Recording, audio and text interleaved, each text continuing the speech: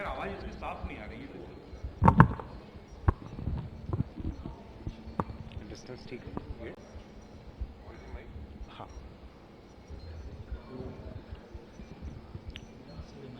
एक बार testing. Hello hello hello. तो इस पहले सेशन की हम शुरुआत करते हैं। डॉक्टर सुखराम चौधरी जो कि आचार्य हैं और डॉक्टर राजीव खरे जी जो कि शिक्षाविद हैं, इन दोनों का बहुत बहुत स्वागत है। जोरदार तालियों से इनका स्वागत, क्योंकि शिक्षा के क्षेत्र में और स्वास्थ्य के क्षेत्र में दोनों ही लंबे समय से काम कर रहे हैं और इसलिए दोनों ही हमारे लिए बेहद खास हो जाते हैं, क्योंकि आज की तारीख में शिक्षा और स्वास्थ्य दोनों ही बहुत ही महत्वपूर्ण विषय हो जाते हैं। शुरुआत में करना चाहूंगा सुखराम चौधरी जी आपसे, आयुर्वेद को लेकर जिस तरह से इन दिनों हम देख रहे हैं कि लगातार लोगों का जो मन है वो अब बदल रहा है। पहले लोग एलोपैथी की तरफ जा रहे थे क्योंकि उनको जल्द से जल्द आराम चाहिए था, रिलीफ चाहिए थे। ऐसे में हरदा के क्षेत्र में आयुर्वेद को लेकर किस तरह से लोगों का रुझान है?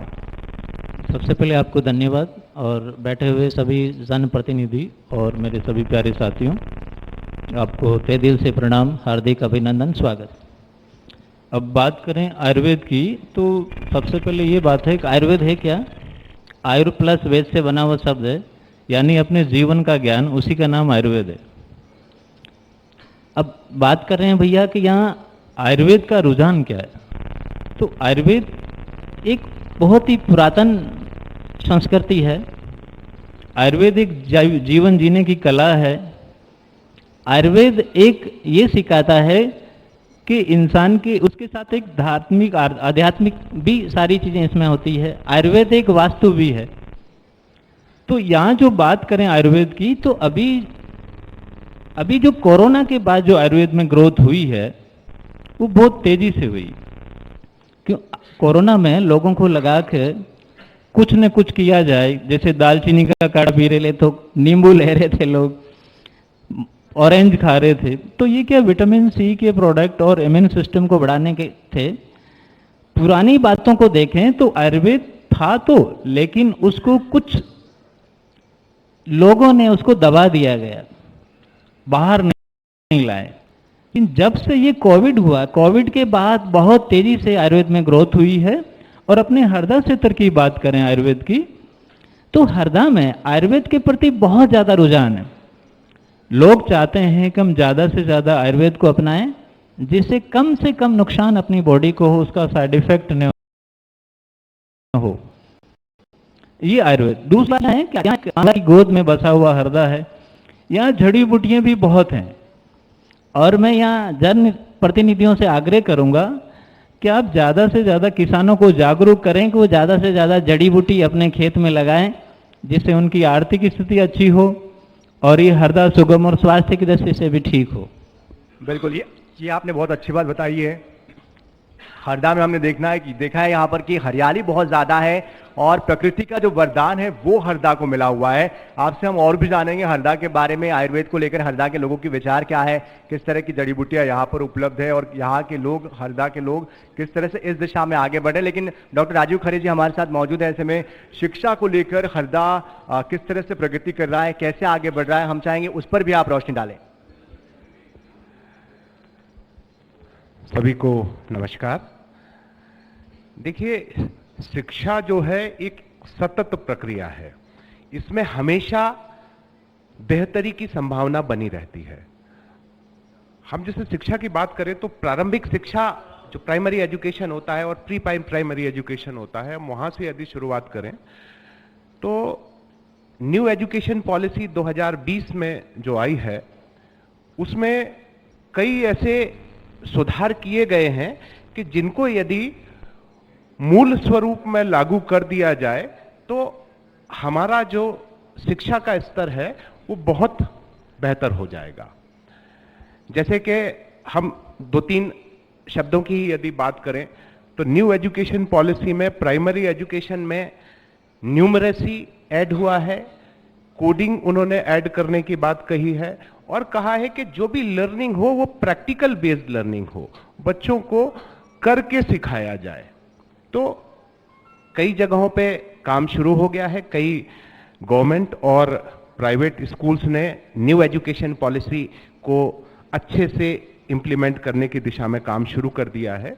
और हरदा के लिए गौरव की भी बात है कि लास्ट ईयर एक 7th और 8th के स्टूडेंट्स ने कोडिंग सीखी थी और 7th और 8th क्लास के गवर्नमेंट स्कूल के बच्चों ने वेबसाइट बनाई थी, एक 30 डेज का ट्रेनिंग, तो एक सैंपल प्रोजेक्ट किया गया था। तो इसी को और आगे बढ़ाने की आवश्यकता है। इसके बाद हम बात करें मिडिल एजुकेशन, तो यहाँ पे ऑलमोस्ट पर्याप्त मात्रा में प्राइवेट और गवर्नमेंट स्कूल्स अवेलेबल हैं, अच्छा इंफ्रास्ट्रक्चर है। उसके बाद यदि बात करते हैं हम, तो बात आती है वोकेशनल ट्रेनिंग की, कि कुछ ऐसे प्रोग्राम्स होना चाहिए, कुछ ऐसे कोर्सेज होना चाहिए जिससे जो स्टूडेंट्स हैं वो स्किल्ड बन सकें। तो ये भी मेरे ख्याल से हमारे यहाँ पे पर्याप्त संख्या में मौजूद हैं। जैसे भविष्य में जो रोजगार की संभावनाएं सबसे ज्यादा जो व्यक्त की जा रही हैं वो एग्रीकल्चर और पशुपालन में व्यक्त की जा रही हैं।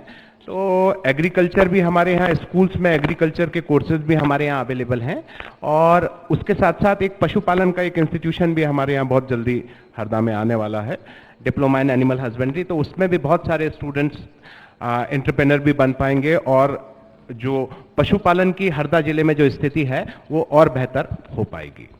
चलिए, तो हरदा में जो संभावना है शिक्षा के क्षेत्र में वो डॉक्टर साहब देख पा रहे हैं। लेकिन डॉक्टर सुखराम चौधरी, जिस तरह से हमने जिक्र किया आयुर्वेद चिकित्सा का, तो आपने बताया कि कोविड के बाद से लोगों ने इसका महत्व समझा है।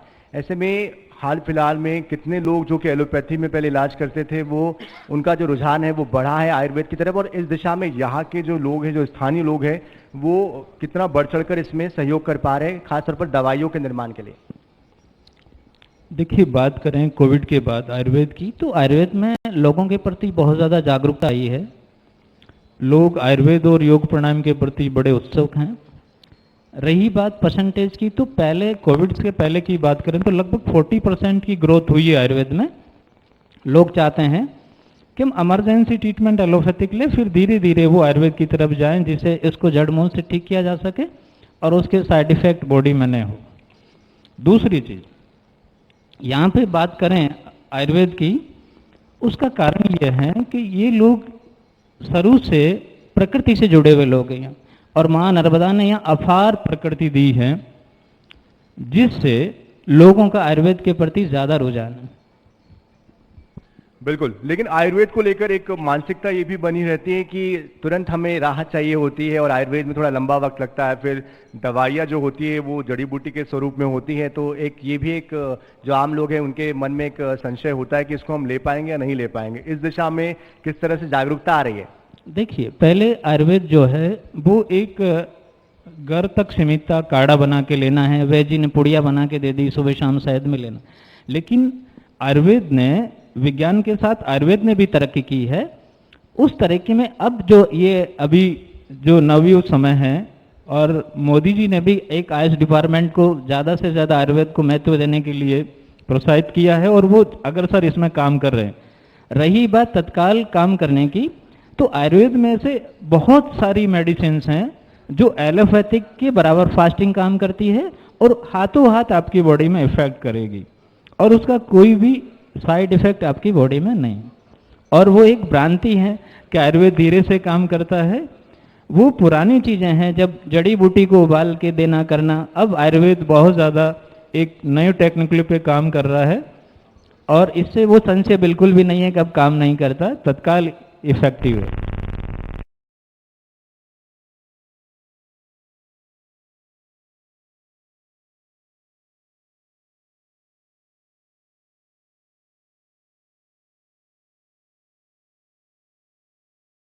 अंचल के हालात पर खुलकर बात, दिग्गजों के साथ सरकार प्रधान की क्षेत्र है। कोशिशों ऐसे से में कितनी शिक्षा के क्षेत्र जनता में कृषि को लेकर युवाओं का, यहाँ के नौजवानों का किस तरह का रुझान है, किस क्षेत्र में करियर वो बनाना चाहते हैं, और इस क्षेत्र में अगर वो करियर बनाना चाहते हैं तो कितने संसाधन यहाँ पर उनके लिए उपलब्ध है?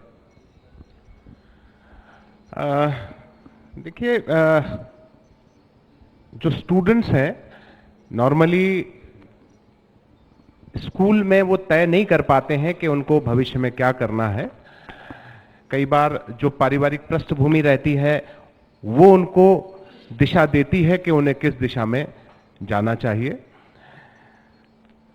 मेरे ख्याल से एक जो स्टूडेंट्स की एक जो नॉर्मल मानसिकता होती है, हम उसको यदि 4 भागों में बांटे तो या तो वो इंजीनियर बनना चाहता है, या डॉक्टर बनना चाहता है, या खेती करना चाहता है, या पशुपालन करना चाहता है। मतलब इसको 4 तरह से, या अपना एक वो बिजनेस करना चाहता है। ऐसा करके 4-5 भागों में हम वहां पे ये मतलब इसको बांट सकते हैं। अब बात करें कि ये 5 भाग यदि हमने बांट लिए तो इन 5 भाग की फैसिलिटीज हमारे शहर में कितनी है, तो मैं कहूंगा कि हमारे पास लगभग इन 5 फील्ड के जो इंस्टीट्यूशंस हैं यहाँ हरदा में मौजूद हैं। यहाँ पे पर्याप्त संख्या में हरदा के में 11th में एग्रीकल्चर सब्जेक्ट यदि कोई लेना चाहता है तो एग्रीकल्चर सब्जेक्ट यहाँ पे पर्याप्त विद्यालयों में यहाँ मौजूद है। मेरे ख्याल से जिले में 6 विद्यालय हैं जहाँ पे एग्रीकल्चर विषय 11th में स्टूडेंट्स ले सकते हैं। और कॉमर्स, साइंस ऑलमोस्ट हर हायर सेकेंडरी स्कूल में उपलब्ध है। ह्यूमैनिटी जो है, जो आर्ट्स जिसको हम कहते हैं, वो भी लगभग सभी विद्यालयों में उपलब्ध है। तो ऐसा कहीं भी मुझे नहीं लगता कि जो स्टूडेंट्स हैं वो जिस भी लाइन में जाना चाहें, हरदा शहर में स्कूलिंग में सब तरह की फैसिलिटीज यहाँ पे अवेलेबल है। एक होता है कि कई बार स्टूडेंट्स 10th के बाद कुछ वोकेशनल कोर्सेज करना चाहते हैं, तो यहाँ पे जो इंडस्ट्रियल ट्रेनिंग इंस्टीट्यूशन है वो भी है, गवर्नमेंट इंडस्ट्रियल ट्रेनिंग इंस्टीट्यूशन भी है। इसके अलावा जो प्राइवेट ITIs भी यहाँ पे पर्याप्त संख्या में है। कई जो कंप्यूटर इंस्टीट्यूशंस हैं जो कि बच्चों को स्किल्ड बना रहे हैं। और निकट भविष्य में हमारा, जैसे मैंने पहले बताया था कि एक पशुपालन का भी एक सेंटर यहाँ पे आ रहा है, तो वो भी एक वोकेशनल ट्रेनिंग वहाँ पे बच्चे प्राप्त कर पाएंगे।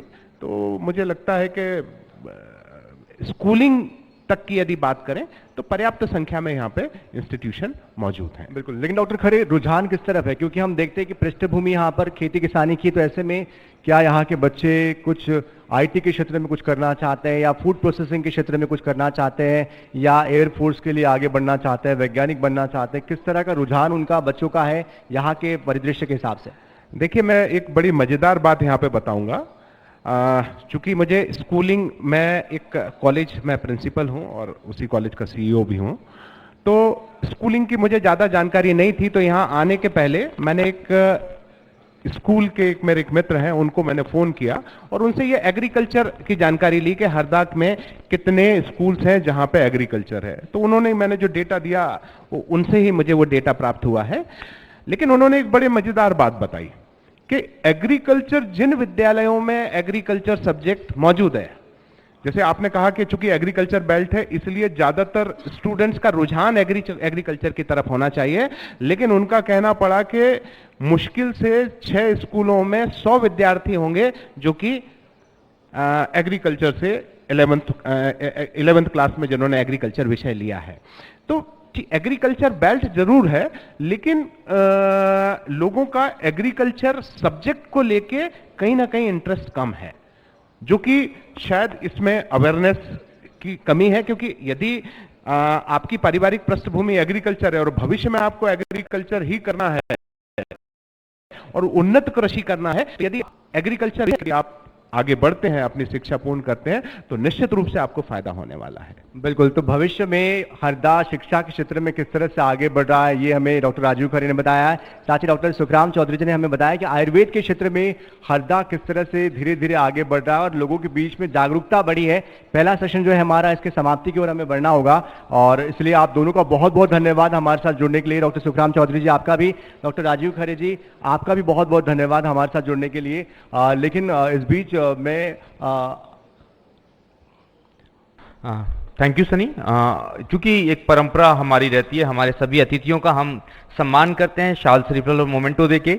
हमारे साथ जो 2 मेहमान मंच पर इस समय मौजूद हैं, डॉक्टर सुखराम चौधरी जी और डॉक्टर राजीव खरे जी। डॉक्टर सुखराम चौधरी जी के सम्मान के लिए हम नगर पालिका अध्यक्ष भारती कामड़िया जी को आमंत्रित करते हैं कि वो मंच पर आए, शाल श्रीफल और मोमेंटो देके उनका स्वागत करें। और साथ में डॉक्टर राजीव खरे जी हमारे साथ मौजूद हैं, उनके सम्मान के लिए हम आमंत्रित कर रहे हैं जिला पंचायत अध्यक्ष गजेंद्र शाह जी को कि वो भी मंच पर आएं और ये जो सम्मान है, गरिमापूर्ण सम्मान, दोनों ही शिक्षाविद और आयुर्वेदाचार्य उनको सम्मानित करें शाल श्रीफल और मोमेंटो देकर।